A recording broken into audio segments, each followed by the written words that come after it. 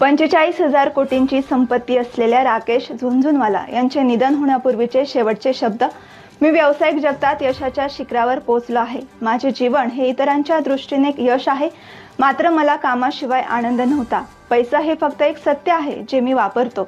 या क्षणी हॉस्पिटलच्या पलंगावर पडून आणि माझ्या संपूर्ण आयुष्याकडे वळून पाहताना मला जाणवते की ज्या ओळखीचा आणि पैशाचा मला अभिमान होता तो पूर्णतः क्षीण आणि निरुपयोगी आहे. तुम्ही कोणाला तरी कामावर घेऊ शकता, तुमची कार चालवण्यासाठी किंवा पैसे कमवण्यासाठी, परंतु तुम्ही दुःख सहन करून मरण्यासाठी कोणाला कामावर ठेवू शकत नाही. हरवलेल्या भौतिक वस्तू सापडू शकतात, पण एक गोष्ट अशी आहे जी हरवल्यावर कधीच सापडत नाही, आणि ती म्हणजे आयुष्य. आपण आयुष्याच्या कोणत्याही टप्प्यावर असलो तरी कालांतराने आपल्याला त्या दिवसाला सामोरे जावे लागते ज्या दिवशी आपल्या हृदयाची धडधड थांबते. त्यामुळे तुमच्या कुटुंबावर, जोडीदारावर आणि मित्रांवर प्रेम करा. त्यांच्याशी चांगले वागा, त्यांची फसवणूक करू नका. कधीही अप्रामाणिक किंवा विश्वासघातकी होऊ नका.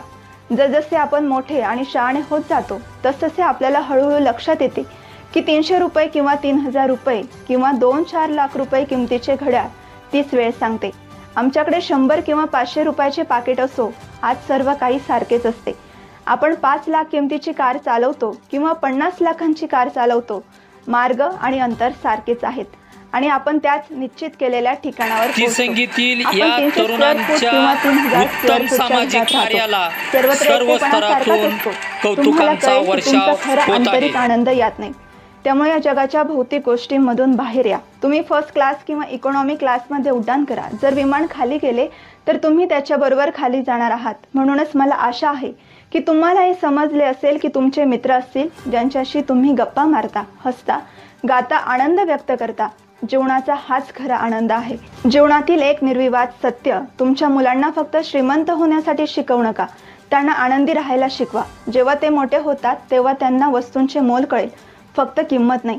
जीवन म्हणजे काय? जीवन अधिक चांगल्या प्रकारे समजून घेण्यासाठी 3 ठिकाणे आहेत: रुग्णालय, जेल आणि स्मशानभूमी. रुग्णालयात तुम्हाला समजेल की आरोग्यापेक्षा काहीही चांगले नाही. स्वातंत्र्य किती मौल्यवान आहे हे तुरुंगात तुम्हाला दिसेल, आणि स्मशानभूमीत तुम्हाला कळेल की जीवन काहीच नाही. आज आपण ज्या जमिनीवर चालतो ती उद्या आपली असणार नाही.